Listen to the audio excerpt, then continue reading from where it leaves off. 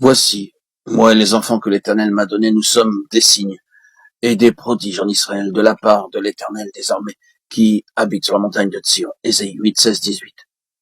Permettez-moi de rappeler que nous sommes ici occupés de la plénitude. C'est ce qui gouverne tout ce que nous avons à dire. Ce rétablissement de la plénitude de la pensée divine et de l'intuition divine, c'est aussi ce qui était en vue au temps des prophètes. Nous, dans notre temps, nous avons besoin de cela. Mais dans le livre des Actes, ce n'était pas nécessaire. En ce temps-là, tous les principes de la plénitude étaient agissants. Vous découvrez là beaucoup de choses que le Seigneur désirait avoir. Mais rapidement, le radieux matin s'est estompé, le besoin du rétablissement s'est manifesté.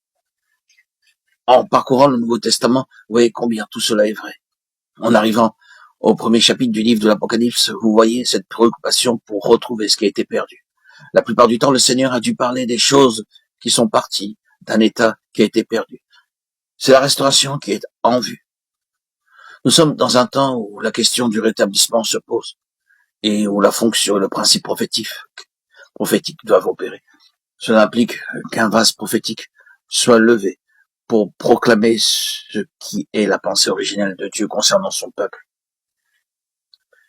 Dans notre méditation précédente, nous avons vu quelque chose de la signification de Sion en rapport avec la souveraineté, la plénitude, la lumière et la gloire.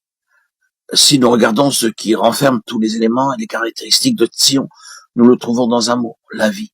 Par cela, bien sûr, nous pensons à la vie divine, car le témoignage dans Sion est fondamentalement celui de la vie. Une vie particulière, une vie absolument différente de toute autre vie. Cette vie, si nous pouvons la définir, est une nature.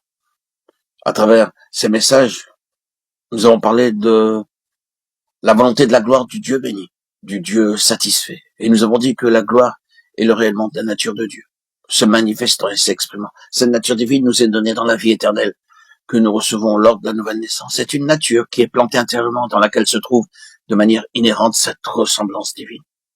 Bien sûr, je ne veux pas dire que nous avons en nous la déité. Est-il encore nécessaire pour moi de redire cela? Toutefois, considérons simplement ce que Pierre disait, afin que par elle, les promesses, vous deveniez participants de la nature divine, en fuyant la corruption qui existe dans le monde par la convoitise de Pierre 1,4. C'est dans cette vie dont nous parlons que réside la nature divine.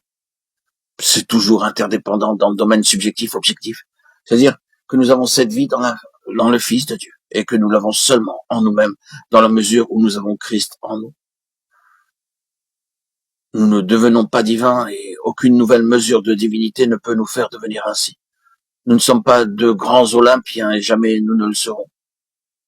C'est un aspect essentiel de ce que nous disions auparavant. Nous ne devenons pas cela. Ce vase sera toujours quelque chose qui attribue tout à Dieu.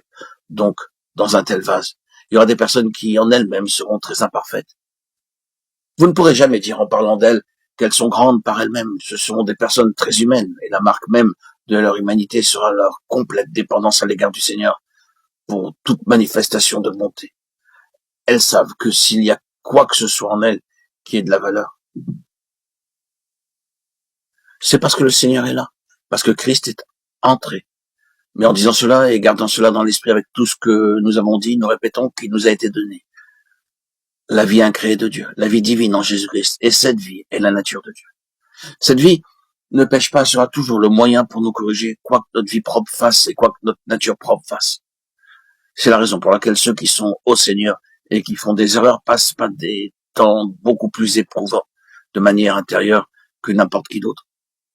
Ils ont un standard qui s'est établi en eux et ils ne suivent pas des choses externes parce que c'est en eux-mêmes qu'il y a la norme d'une vie sans péché.